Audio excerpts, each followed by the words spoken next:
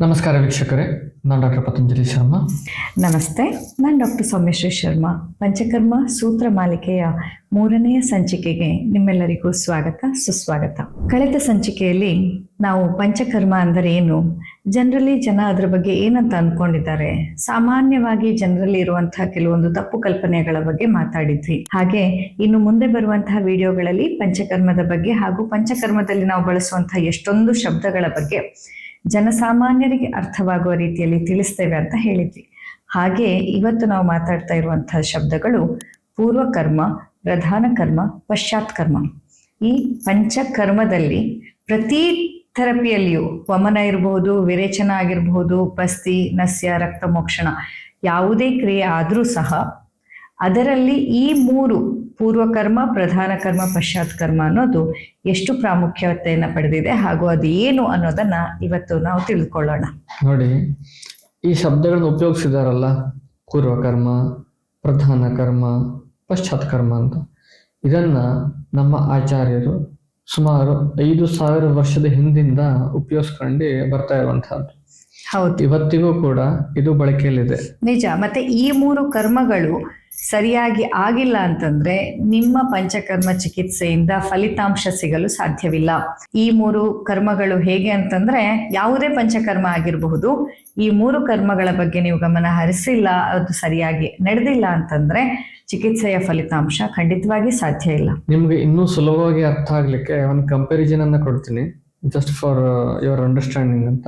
ಈಗ ಒಂದು ಆಪರೇಷನ್ ಮಾಡಬೇಕು ಅಂತಂದ್ರೆ pre operative procedure, operative procedure ಹಾಗೂ ಪೋಸ್ಟ್ ಆಪರೇಟಿವ್ ಕೇರ್ ಅಂತ ಹೇಳ್ತೀವಿ. ಹೀಗೆ 3 ಭಾಗವಾಗಿ ವಿಂಗಡಣೆಯನ್ನು ಮಾಡ್ತಾರೆ, ಹೌದಾ? ಇದನ್ನು ಕೂಡ ಅವರು ಇದರಿಂದ ಅಳವಡಿಸ್ಕೊಂಡಿದ್ದೇ ಅಲ್ವಾ? ಯಾಕಂತಂದ್ರೆ ಆಯುರ್ವೇದ ಪ್ರಾರಂಭ ಆಗಿ ಸಹಸ್ರಾರು ವರ್ಷಗಳಾಯ್ತು. ಮಾಡರ್ನ್ ಸೈನ್ಸ್ ಈಗೀಗ ಬಂದಿರುವಂತಹದ್ದು. ಅಂದ್ರೆ ಆಯುರ್ವೇದದಲ್ಲಿರುವಂತಹ ಎಷ್ಟೋ ಅಂಶಗಳನ್ನ ಒಂದು ಈಗಿನ ಕಾಲದಲ್ಲಿ ಅಳವಡಿಸ್ಕೊಂಡು ಅದನ್ನ ಈವನ್ ಮಾಡರ್ನ್ ಸೈನ್ಸ್ ಅಲ್ಲಿ ಅಳವಡಿಸ್ಕೊಂಡಿರುವಂತಹದ್ದು.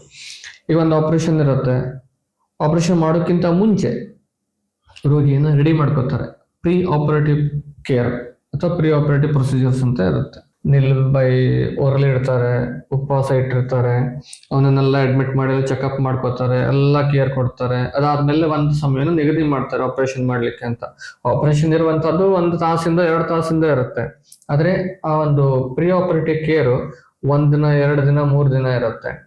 ಹಾಗೆ ಸರ್ಜರಿ ಮುಗಿದ ಕೂಡಲೇ ಪೋಸ್ಟ್ ಆಪರೇಟಿವ್ ಕೇರ್ ಇರುತ್ತೆ. ಅದು ಕೂಡ 2 ದಿವಸನ, 3 ದಿವಸನ, 1 ವಾರನ, ಹೀಗೆ ಅವರ ಸರ್ಜರಿ ಮೇಲೆ ಡಿಪೆಂಡ್ ಆಗಿರುತ್ತೆ. ಹೀಗೆ 3 ಭಾಗವಾಗಿ ವಿಂಗಡಣೆ ಮಾಡ್ಕೋತಾರೆ. Pre operative care, operation procedure ಹಾಗೂ ಪೋಸ್ಟ್ ಆಪರೇಟಿವ್ ಕೇರ್, ಹೀಗೆ 3 ಭಾಗವಾಗಿರುತ್ತೆ. ಇದೇ ರೀತಿ ನಾವು ಆಯುರ್ವೇದದಲ್ಲೂ ಕೂಡ ಪೂರ್ವಕರ್ಮ, ಪ್ರಧಾನ ಕರ್ಮ ಹಾಗೂ ಪಶ್ಚಾತ್ ಕರ್ಮ ಅಂತ ವಿಂಗಡಣೆಯನ್ನ ಮಾಡಿರುವಂಥದ್ದು. ಖಂಡಿತವಾಗಿ ನೀವೇನಾದ್ರೂ ಪಂಚಕರ್ಮ ಚಿಕಿತ್ಸೆಯನ್ನ ತೆಗೆದುಕೊಳ್ಬೇಕು ಅನ್ನೋರಿದ್ರೆ, ಅಥವಾ ಈಗಾಗಲೇ ತೆಗೆದುಕೊಳ್ತಾ ಇದ್ದವರಾಗಿದ್ದಿದ್ರೆ, ಅಥವಾ ಈಗ ತೆಗೆದುಕೊಂಡು ಆದವರಾಗಿದ್ದಿದ್ರೆ, ಈ 3 ಕರ್ಮಗಳ ಬಗ್ಗೆ ಮಾಹಿತಿಯನ್ನ ಸರಿಯಾಗಿ ಪಡ್ಕೊಳ್ಳಿ. ಯಾಕಂತಂದ್ರೆ ಇದು ನಿಮ್ಮ ರಿಸಲ್ಟ್ ಬಗ್ಗೆ ಅಥವಾ ಫಲಿತಾಂಶದ ಬಗ್ಗೆ ತುಂಬಾ ಮಹತ್ವವನ್ನು ಹೊಂದಿದೆ. ಪಂಚಕರ್ಮ ಅನ್ನೋದು ಯಾವುದೇ ಸರ್ಜರಿಗಿಂತ ಕಡಿಮೆ ಅಲ್ಲ, ಅಥವಾ ಸರ್ಜರಿಗಿಂತಲೂ ಇನ್ನೂ ಕಠಿಣವಾದದ್ದು ಅನ್ನೋದು ನಿಮಗೆ ಇವತ್ತಿನ ಈ ವಿಡಿಯೋವನ್ನ ಸಂಪೂರ್ಣವಾಗಿ ನೋಡಿದಾಗ ಮಾಹಿತಿ ಲಭ್ಯವಾಗುತ್ತೆ. ಹಾಗಾಗಿ ಈ ಮಾಹಿತಿ ನಿಮಗೇನಾದ್ರೂ ಬೇಕಾದಲ್ಲಿ ದಯವಿಟ್ಟು ವಿಡಿಯೋವನ್ನ ಕೊನೆ ತನಕ ನೋಡಿ. ಅಷ್ಟೇ ಅಲ್ಲದೆ ಇದು ನಮ್ಮ ಹೊಸದಾದಂತಹ ಒಂದು ಚಾನೆಲ್. ನೀವು ನಮ್ಮೆಲ್ಲ ಹಳೆ ಚಾನೆಲ್ನ ಸಬ್ಸ್ಕ್ರೈಬ್ ಮಾಡ್ಕೊಂಡಿರ್ಬೋದು. ಅದರಲ್ಲಿ ಎಲ್ಲಾ ವಿಡಿಯೋಗಳನ್ನ ನಾವು ಕೊಡ್ತಾ ಇದ್ದಿದ್ದು. ಈ ಹೊಸದಾದ ಚಾನೆಲ್ನಲ್ಲಿ ನಾವು ವಿಶೇಷವಾಗಿ ಎಲ್ಲ ಪಂಚಕರ್ಮಕ್ಕೆ ಮಾತ್ರ ಸಂಬಂಧಪಟ್ಟಂತಹ ಅಥವಾ ರೋಗಗಳಿಗೆ ಸಂಬಂಧಪಟ್ಟಂತಹ ಮಾತ್ರ ವಿಷಯಗಳನ್ನ ಹಾಕ್ತಾ ಇದ್ದೇವೆ. ಹಾಗಾಗಿ ನೀವು ಪಂಚಕರ್ಮಕ್ಕೆ ಇಂಟ್ರೆಸ್ಟೆಡ್ ಇದ್ದವರಾದ್ರೆ, ಈ ಮಾಹಿತಿಗಳು ನಿಮ್ಗೆ ಬೇಕು ಅಂತ ಆದ್ರೆ ದಯವಿಟ್ಟು ನಮ್ಮ ಈ ಹೊಸ ಚಾನೆಲ್ನ ಸಬ್ಸ್ಕ್ರೈಬ್ ಮಾಡಿಕೊಂಡು ಪಕ್ಕದಲ್ಲಿ ಕಾಣ್ತಾ ಇರುವಂತಹ ಬೆಲ್ ಐಕಾನ್ ಪ್ರೆಸ್ ಮಾಡಿ. ಆಗ ನಾನು ಮುಂದೆ ಈ ಒಂದು ಸೂತ್ರ ಮಾಲಿಕೆಯ ಮುಂದಿನ ಭಾಗಗಳಲ್ಲಿ ಇನ್ನಷ್ಟು ವಿವರವಾಗಿ ಪಂಚಕರ್ಮಗಳ ಬಗ್ಗೆ ಏನ್ ತಿಳಿಸ್ತಾ ಇದ್ದೀನಿ, ಆ ಮಾಹಿತಿಯನ್ನ ಕೂಡ ನೀವು ಪಡ್ಕೊಳ್ಳಿಕ್ಕೆ ಸಾಧ್ಯವಾಗತ್ತೆ. ಈಗ ಮೇಡಮ್ ಅವರು ಹೇಳ್ತಾರೋ ಹಾಗೆ ಪೂರ್ವಕರ್ಮ ಏನು ಹಾಗಾದ್ರೆ ಏನು ಅಂತ ತಿಳ್ಕೊಳ್ಳುವ. ಪೂರ್ವ ಅಂದರೆ ಮೊದಲಿನ, ಕರ್ಮ ಅಂತ ಅಂದಾಗ ನಾವು ಚಿಕಿತ್ಸೆ ಅಥವಾ ಈ ಒಂದು ಕೋಶ ಕ್ಲೆನ್ಸಿಂಗ್ ಅಂತಾನೆ ಹೇಳ್ಬೋದು. ಇದ್ರಲ್ಲಿ ಬರೀ ಚಿಕಿತ್ಸೆ ಅಂದ್ರೆ ಈ ದೇಹಕ್ಕಷ್ಟೇ ಅಂತ ಅಲ್ಲ. ನಮ್ಮ ಪೂರ್ವಕರ್ಮ ಅಂತ ಬಂದಾಗ ಅಲ್ಲಿ ಚಿಕಿತ್ಸೆಯ ಪೂರ್ವದಲ್ಲಿ, ಈಗ ಮುಖ್ಯವಾದ ಒಂದು ಚಿಕಿತ್ಸೆ ವಮನ ಅಂತ ನಾವು ತಗೊಂಡ್ರೆ ಅದರ ಪೂರ್ವದಲ್ಲಿ ಮಾಡಬೇಕಾದಂತಹ ತಯಾರಿಗಳನ್ನ ಪೂರ್ವಕರ್ಮ ಅಂತ ಹೇಳ್ತಾರೆ. ಪ್ರಧಾನ ಕರ್ಮ ಅಂತಂದ್ರೆ ಮುಖ್ಯವಾದ ವಮನ ಚಿಕಿತ್ಸೆಯನ್ನ ನೀಡುವಂತಹ ದಿನ. ಹಾಗೆ ಪಶ್ಚಾತ್ ಕರ್ಮ, ಪಶ್ಚಾತ್ ಅಂದ್ರೆ ನಂತರ, ನಂತರದಲ್ಲಿ ಮುಖ್ಯವಾದ ಚಿಕಿತ್ಸೆಯ ನಂತರದಲ್ಲಿ ನೀಡುವಂಥದ್ದನ್ನ ಆ ಒಂದು ಕೆಲವೊಂದಿಷ್ಟು ವಿಧಿವಿಧಾನಗಳೇನಿದಾವೆ ಅದನ್ನ ಪಶ್ಚಾತ್ ಕರ್ಮ ಅಂತ ಹೇಳ್ತಾರೆ.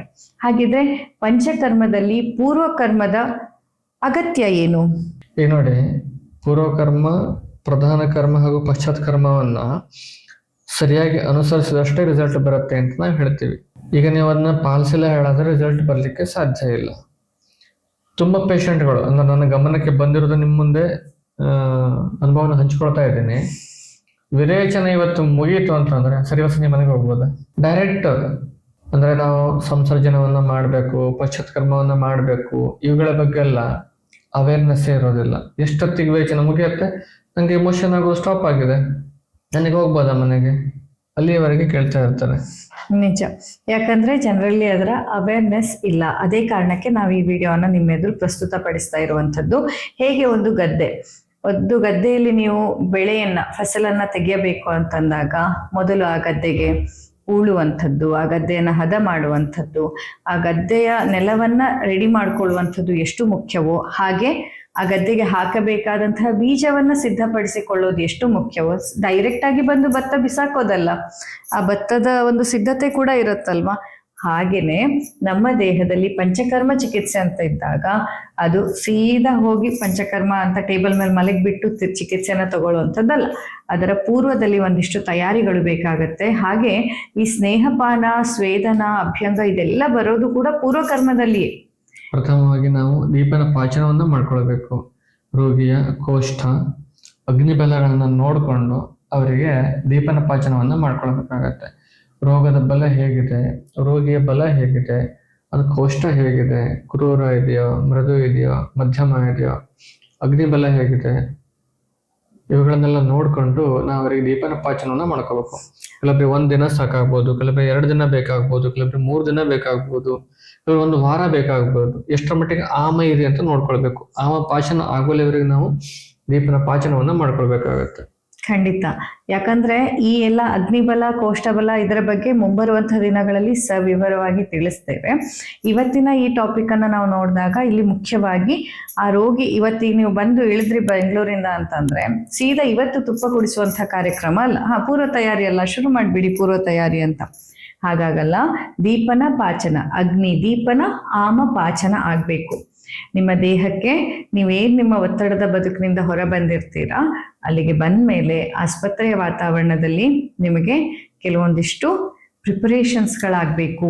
ನಿಮ್ಮ ಅಗ್ನಿಯನ್ನು ದೀಪನಗೊಳಿಸ್ಬೇಕು. ಯಾಕಂದ್ರೆ ಮುಂದೆ ಹಾಕುವಂತಹ ಸ್ನೇಹಪಾನ ಏನಿದೆ ಅದು ಜೀರ್ಣಕ್ರಿಯೆಗೆ ಗುರುವಾದದ್ದು, ಹೆವಿ ಆದದ್ದು. ಅದನ್ನ ಜೀರ್ಣಿಸಲು ನಿಮ್ಮ ಅಗ್ನಿ ಸಿದ್ಧವಾಗಿರ್ಬೇಕು. ಹಾಗೆ ಆಮಪಾಚನ ಅಂತಂದ್ರೆ ಈಗಾಗಲೇ ದೇಹದಲ್ಲಿ ಆಮ ಇದ್ದಾಗ ಮತ್ತೆ ನೀವು ಸ್ನೇಹವನ್ನ ನಿಮ್ಮ ಅಗ್ನಿಯ ಮೇಲೆ ಸುರಿದ್ರೆ ಇನ್ನಷ್ಟು ಆಮ ಉತ್ಪತ್ತಿ ಆಗತ್ತೆ, ಇನ್ನಷ್ಟು ಅಗ್ನಿಮಾಂದ್ಯವಾಗತ್ತೆ. ಹಾಗಾಗಿ ಹಳೆಯ ಆಮವನ್ನ ಪಾಚನ ಮಾಡುವಂತಹ ಕೆಲಸ ಆಗ್ಬೇಕು. ಅಗ್ನಿದೀಪನ, ಆಮ ಪಾಚನ ಜೊತೆಯಲ್ಲಿ ಸ್ನೇಹಪಾನ. ಅದರ ನಂತರದ ದಿನಗಳಲ್ಲಿ ನಿಮಗೆ ತುಪ್ಪವನ್ನ ಅಥವಾ ಮೆಡಿಕೇಟೆಡ್ ಘೀಯನ್ನ ಕೊಡುವಂಥದ್ದೇನಿದೆ ಅದು. ಹಾಗೇನೆ ಅಭ್ಯಂಗ ಮತ್ತು ಸ್ವೇದ ಇದೆಲ್ಲವೂ ಕೂಡ ನೋಡಿ ವೀಕ್ಷಕರೇ, ಪೂರ್ವಕರ್ಮ. ವಿರೇಚನ ಅಲ್ಲ ಇದು, ವಮನ ಅಲ್ಲ ಇದು ಪೂರ್ವಕರ್ಮ ಅಂತ ಹೇಳಿಸ್ಕೊಳ್ಳುತ್ತೆ. ಹಾಗೆ ವಿರೇಚನದ ದಿನ ಏನು ಔಷಧಿಯನ್ನ ಕುಡಿದು ಬೇದಿಯನ್ನ ಆಗುವಂತ ಪ್ರಕ್ರಿಯೆ ಇದೆ ಅದು ಪ್ರಧಾನ ಕರ್ಮ. ಬಸ್ತಿಯಲ್ಲಿಯೂ ಅಷ್ಟೇ. ಬಸ್ತಿ ಅಂದ ತಕ್ಷಣ ಮಲಗಿಸಿ ಗುದದ್ವಾರದಲ್ಲಿ ಔಷಧಿ ಹಾಕಿ ಬಿಡೋದು ಬಸ್ತಿ ಅಲ್ಲ. ಬಸ್ತಿಯಲ್ಲಿ ಪೂರ್ವಕರ್ಮ ಏನು ಹಾಗಿದ್ರೆ ಅಬ್ಡಾಮಿನಲ್ ಮಸಾಜ್ ಅನ್ನ ಮಾಡುವಂಥದ್ದು, ಅಲ್ಲಿ ಶಾಖವನ್ನ ಕೊಡೋದು, ಹಿಂಭಾಗಕ್ಕೆ ಬೆನ್ನಿನ ಕೆಳಭಾಗ ಹಾಗೂ ನಿತಂಬಗಳಿಗೆ ಅಭ್ಯಂಗವನ್ನ ಮಾಡಿ ಮಸಾಜ್ ಅನ್ನ ಮಾಡುವಂಥದ್ದು. ಹೀಗೆ ಸ್ಥಾನಿಕವಾದಂತಹ ಪ್ರಿಪರೇಷನ್ ಅನ್ನ, ಸ್ಥಾನಿಕವಾದಂತಹ ಬ್ಲಡ್ ಸರ್ಕ್ಯುಲೇಷನ್ ಅನ್ನ ಹೆಚ್ಚು ಮಾಡ್ಕೊಳ್ಳೋದು ಪೂರ್ವಕರ್ಮ ಆಗಿರುತ್ತೆ. ಸೊ ಪೂರ್ವಕರ್ಮ ಸರಿಯಾಗಿ ಆಗದೇ ಇದ್ರೆ ಪ್ರಧಾನ ಕರ್ಮದ ಫಲಿತಾಂಶ ಚೆನ್ನಾಗಿರೋದಿಲ್ಲ. ಹಾಗೆ ಪ್ರಧಾನ ಕರ್ಮದ ನಂತರದಲ್ಲಿ ಪಶ್ಚಾತ್ ಕರ್ಮವನ್ನು ಮಾಡದಿದ್ರು ದೇಹ ಅತಿಯಾದ ಸುಸ್ತು, ಡೆಬಿಲಿಟಿ ಅಥವಾ ಬೇರೆ ಕಾಂಪ್ಲಿಕೇಶನ್ಸ್ಗಳಿಂದ ಬಳಲ್ಬೇಕಾಗತ್ತೆ. ಸೊ ಪಶ್ಚಾತ್ ಕರ್ಮವೂ ಅಷ್ಟೇ ಅಗತ್ಯ. ಹಾಗೆ ನಾವು ಮುಂಬರುವ ವಿಡಿಯೋಗಳಲ್ಲಿ 5 ಪಂಚಕರ್ಮಗಳಲ್ಲಿ ವಮನ, ವಿರೇಚನ, ಬಸ್ತಿ, ನಸ್ಯ ಹಾಗೂ ರಕ್ತಮೋಕ್ಷಣ ಪ್ರತಿ ಒಂದರಲ್ಲೂ ಪೂರ್ವಕರ್ಮಗಳು ಯಾವ್ಯಾವುದು, ಪ್ರಧಾನ ಕರ್ಮಗಳು ಹೇಗಿರುತ್ತೆ, ಪಶ್ಚಾತ್ ಕರ್ಮಗಳು ಹೇಗಿರುತ್ತೆ, ಇವೆಲ್ಲದ್ರ ಬಗ್ಗೆ ನಾವು ಸವಿವರವಾಗಿ ತಿಳ್ಕೊಳ್ಳುವ. ಪೂರ್ವಕರ್ಮ, ಪ್ರಧಾನ ಕರ್ಮ ಹಾಗೂ ಪಶ್ಚಾತ್ ಕರ್ಮ ಮೂರು ಕೂಡ ಅಷ್ಟೇ ಪ್ರಾಮುಖ್ಯತೆಯನ್ನ ಪಡ್ಕೊಂಡಿದೆ. ಪೂರ್ವ ಕರ್ಮಕ್ಕೆ ಎಷ್ಟು ಪ್ರಾಮುಖ್ಯತೆ ಇದೆಯೋ ಅಷ್ಟೇ ಪ್ರಧಾನ ಕರ್ಮಕ್ಕೂ ಇದೆ, ಅಷ್ಟೇ ಪಶ್ಚಾತ್ ಕರ್ಮಕ್ಕೂ ಇದೆ. ನೋಡಿ, ಮನೆಯಲ್ಲಿ ಈಗ ಒಂದು ಚೆನ್ನಾಗಿ ಒಂದು ಊಟ ನಾವು ಮಾಡ್ಬೇಕು ಅಂತಂದ್ರೆ ಆ ತರಕಾರಿಯನ್ನ ತಂದು ಅಡುಗೆಯನ್ನ ಮಾಡೋದ್ರಿಂದ ಹಿಡಿದು ಅಡುಗೆಯ ಊಟದ ನಂತರದಲ್ಲಿ ಆ ಪಾತ್ರೆಯನ್ನೆಲ್ಲ ತೊಳೆದು ಮತ್ತೆ ಅಡುಗೆ ಮನೆಯನ್ನ ಮುಂದಿನ ದಿನಕ್ಕೆ ಸಿದ್ಧಪಡಿಸೋ ತನಕ ಎಷ್ಟು ಪ್ರಾಮುಖ್ಯತೆಯನ್ನು ಹೊಂದಿದೆಯೋ ಅದೇ ರೀತಿಯಲ್ಲಿ ಈ ಪೂರ್ವಕರ್ಮ, ಪ್ರಧಾನ ಕರ್ಮ, ಪಶ್ಚಾತ್ ಕರ್ಮಗಳು ಕೂಡ ನಮ್ಮ ದೇಹದಲ್ಲಿ ಮತ್ತೆ ನಮ್ಮ ಶಕ್ತಿಯನ್ನ ಪುನಶ್ಚೇತನಗೊಳಿಸುವಲ್ಲಿ ಮತ್ತೆ ನಮ್ಮ ಆರೋಗ್ಯವನ್ನ ಪುನಃ ಸ್ಥಾಪಿಸುವಲ್ಲಿ ಅತ್ಯಂತ ಅಗತ್ಯವಾಗಿ ಪಾಲನೆ ಮಾಡಲೇಬೇಕಾದಂತಹ ವಿಷಯಗಳು. ಹೀಗೆ ಈ ಪಂಚಕರ್ಮ ಸೂತ್ರ ಮಾಲಿಕೆಯಲ್ಲಿ ಇನ್ನಷ್ಟು ವಿವರವಾಗಿ ಪ್ರತಿಯೊಂದು ಚಿಕಿತ್ಸೆಯ ಪೂರ್ವಕರ್ಮ, ಪ್ರಧಾನ ಕರ್ಮ, ಪಶ್ಚಾತ್ ಕರ್ಮಗಳ ಬಗ್ಗೆ ಮುಂಬರುವಂತಹ ದಿನಗಳಲ್ಲಿ ತಿಳಿದುಕೊಳ್ಳೋಣ. ಇವತ್ತು ನಾವು ನೀಡಿದಂತಹ ಮಾಹಿತಿ ನಿಮಗೆ ಇಷ್ಟವಾದಲ್ಲಿ ದಯವಿಟ್ಟು ಒಂದು ಲೈಕ್ ಮಾಡಿ, ಹಾಗೆ ನಿಮ್ಮೆಲ್ಲ ಸ್ನೇಹಿತರೊಂದಿಗೆ ಈ ವಿಡಿಯೋವನ್ನು ಹಂಚಿಕೊಳ್ಳಿಕ್ಕೆ ಮರಿಬೇಡಿ.